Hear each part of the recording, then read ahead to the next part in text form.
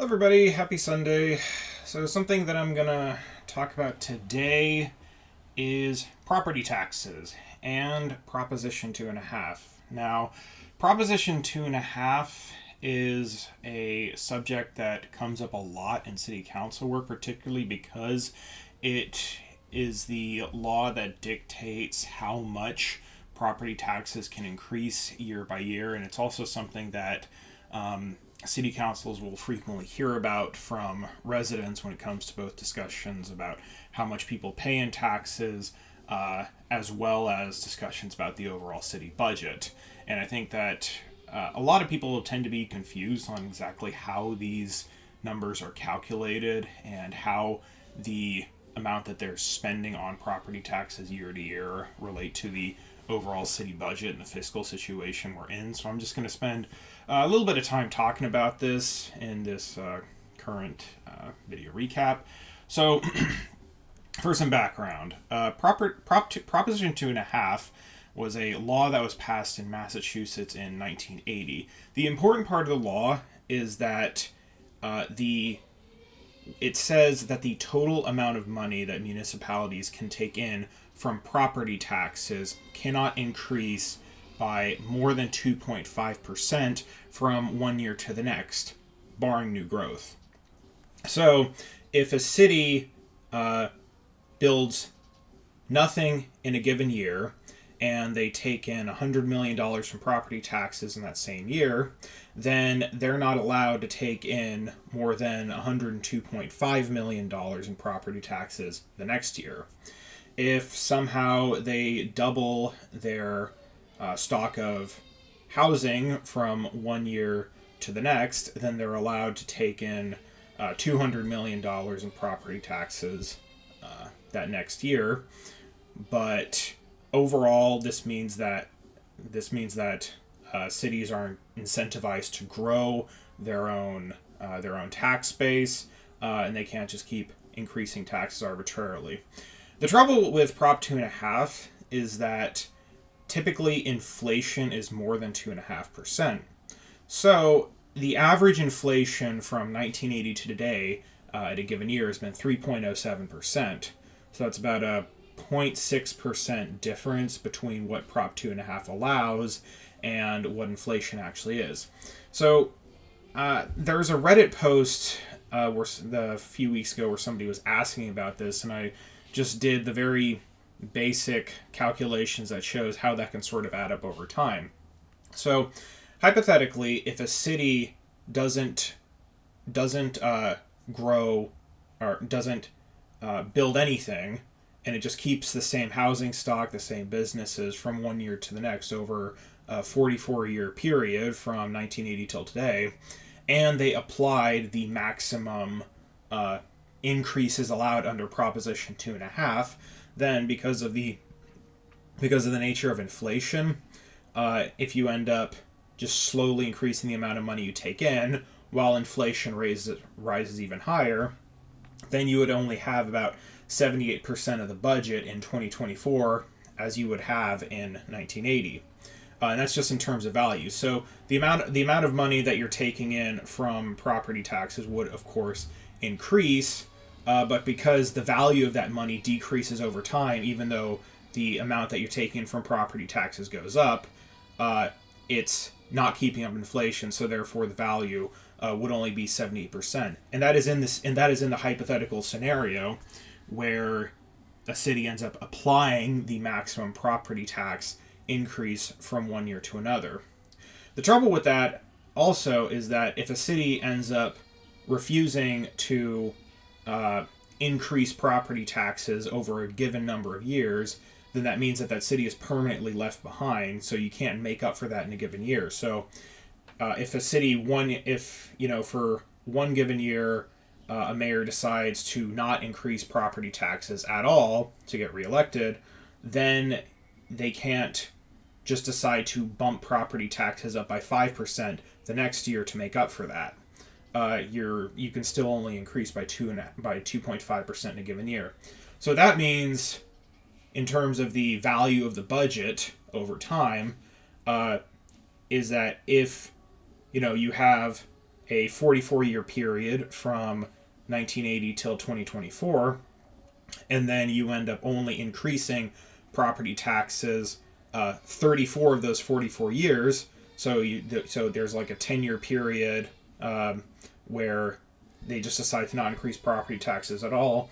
Then the budget becomes even more eaten up by inflation over time. So in that case, you'd only have 61% of the budget in 2024 as you had in 1980. And again, all of these are hypotheticals, so they don't account for new growth. They don't account for cities adding new housing stock, adding new businesses, new buildings. And so cities that have built up their commercial tax base over the preceding decades aren't really doing that badly. So Cambridge, they ended up investing in Kendall Square, so that really increases their own commercial tax base. Somerville ended up investing in Assembly Row, which also substantially increased their tax base. Medford really hasn't done anything else like that. Other municipalities, to account for this, ended up having what's called a Prop 2.5 override. And that's where in one given year, a municipality can increase their taxes by more than 2.5% if the voters decide to do so on the ballot. Now, this is something that about 300 of the 351 municipalities in Massachusetts have done at some point, at least once since 1980. So not every city has done it, but the majority have, and they've usually done this to account for the underfunding that is a natural mathematical consequence of Proposition 2.5. Medford recently had a presentation by the school committee of a shortfall in their budget of about $6 million, which is a result of this sort of long-term underfunding. And during that school committee meeting, the mayor said that we'll very likely need a Proposition 2.5 override at some point in the very near future to account for these fiscal shortfalls. And that would be the first time, if it does happen, that Medford's ever had a Proposition 2.5 override. So, it's necessary because inflation is never more than 2.5%. Now, a lot of people, when talking about this, they say, well, my property taxes go up every year. Why am I not seeing new city services as a result of that? What gives? Well, the answer to that question is, first of all, your property taxes would increase every year to keep up with inflation. It's just that they don't increase enough to match the rate of inflation, and that's especially true in very high inflation years like we've seen during COVID. So if inflation is like 9% in a given year and 3.4% in the next year, in those 2 years, as usual, inflation is still higher than 2.5%. So the budget is still permanently behind. We can't make up for that. You need an override.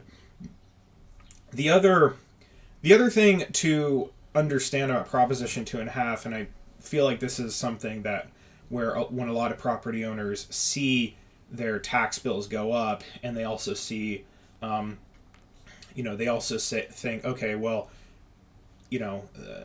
my property taxes have definitely gone up more than 2.5%. Some years, that's true, because what you got to understand about the 2.5% number is that applies to the amount overall that the city takes in as a whole, and you're only allowed to tax a certain percentage of the property's assessed value. So Medford's residential property tax rate is, I believe, $8.65 per $1,000 of assessed value. And that is a rate that has to be set across all properties, so you can't just charge certain people more, charge certain people less. It's a set amount. And that amount is set such that the overall amount that is taken in from property taxes in a given year will not be more than 2.5% in a previous year. Now, what happens to individuals is that the assessed value of their home could change from one year to another depending on whether or not the assessor's office got to it that year. So I believe the assessor's office tries to reassess individual properties once every 10 years. And if a person has a property that was assessed at like $500,000 in the year 2000, and then suddenly, given fluctuations of the housing market, the assessor's office gets back to it in 2010, and they found out that in 2010 it's now $1 million. They basically they say, okay, well, this property is now double what it was before, and as a result, a person's taxes are going to double in a given year if everything else remains constant. And so that is and so when a person, when a property owner sees, okay, my tax rates have just suddenly jumped very drastically from last year to this year, that's what happened. Nothing about Prop 2.5 changed, nothing about the overall percentage change, but the assessor's office is making its rounds on individual houses and updating the individual tax rates, and then as a result of that, an individual's property value might have increased. The assessor updated it, and then boom. This has a few consequences. What this means is that certain people could end up paying more over time, but that's largely as a result of fluctuations in the market, like how much the assessor values houses in the city overall. So if everybody's house increases by a set rate, then nobody's property taxes would increase by more than 2.5% in a given year.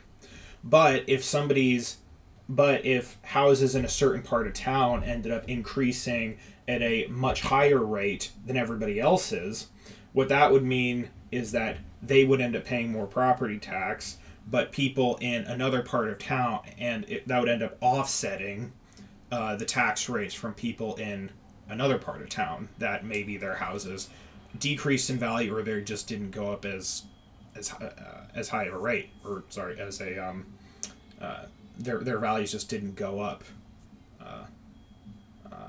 as drastically. So that's what Prop 2.5 and property tax increases look like on both the citywide level and to the individual. And I feel like people, when they hear about Prop 2.5, they might think like, okay, well, my property taxes shouldn't increase by 2.5% in any given year. That's not necessarily the case. It just applies to the amount of money that the city takes in overall. So what that means for an override is this. Typically, there's a bit of, when you're asking, okay, how much are my property taxes going to go up as a result of an override? It's difficult to calculate the exact number. What I usually do is I say, how much money does Medford need to address its fiscal shortfall? And then you would divide that number by 25,000, which is approximately the number of households in Medford. And that is approximately the amount that property taxes would go up in a given year. So, and again, these numbers are completely hypothetical, but if an override for a value of $5 million were proposed, and so you'd have maybe on the ballot, it would say, okay, we need like $3 million for the schools, we need, two other buckets of $1 million for these things, so that's a total of $5 million that the city needs extra next year to account for this. Then you would end up dividing that number by 25,000, and so that would be on average the amount that extra households would have to pay. So, which would work out to about, in that case, 5 million divided by 25,000 would be $200 extra a person. Some people would be paying less, depending on if the value of their property were less than the average in Medford. Some people would be paying slightly more than that if their property value were higher. So that's kind of those are like just some very approximate ballparkish numbers that we're looking at when it comes to just the increases in property taxes, how that ends up affecting the individual, and how it sort of affects the overall state of the town.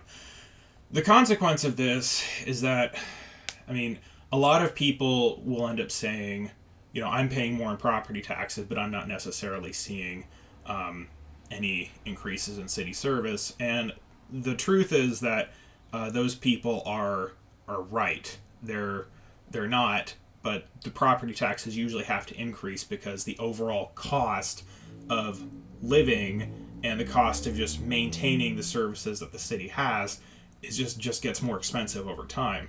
One thing that the city is dealing with in the budget right now is the fact that largely as a result of offset costs of COVID, health insurance rates just spiked from 2023 to 2024, and the city has no choice but to pay for those.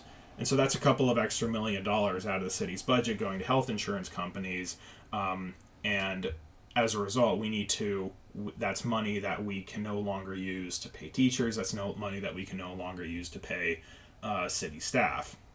So another thing that's happening right now, which we saw as a result, which we saw from a recent meeting that the DPW gave to City Council when it was presenting to us, was the fact that roads in Medford, they're not in a very good state. But what our engineers were telling us was that maintaining roads in the modern day is a lot more expensive than it was 20 years ago, largely as a result of global warming. So it used to be that Massachusetts would have a winter and it would be super cold and everything would just freeze up one time, and then as the winter ended, it would get out of that. These days what's happening is our winters are a lot more gets cold, gets hot, gets cold, gets hot, and that ends up tearing up the concrete. So that means that it just takes a lot more money to maintain the roads, and because we're not putting more money towards that, the roads end up getting worse. And this is also affected by a whole lot of other things in the economy, like the shortage of labor, just fewer people going into construction, fewer people that work construction can afford to live nearby, so on and so forth. So a lot of what we're seeing is like a lot of the fiscal shortfalls we're seeing today are the result of a lot of other factors that are going on in the global economy at the moment. We're just seeing those costs offset to ourselves in other ways. So, this is just, I'm just like releasing these videos just in hopes to make a little bit more sense of these rules and regulations and like what's happening fiscally to the population as a whole. And I hope it's helpful in helping folks understand what's happening at the city level. In any case, thank you very much for tuning in, and happy Sunday.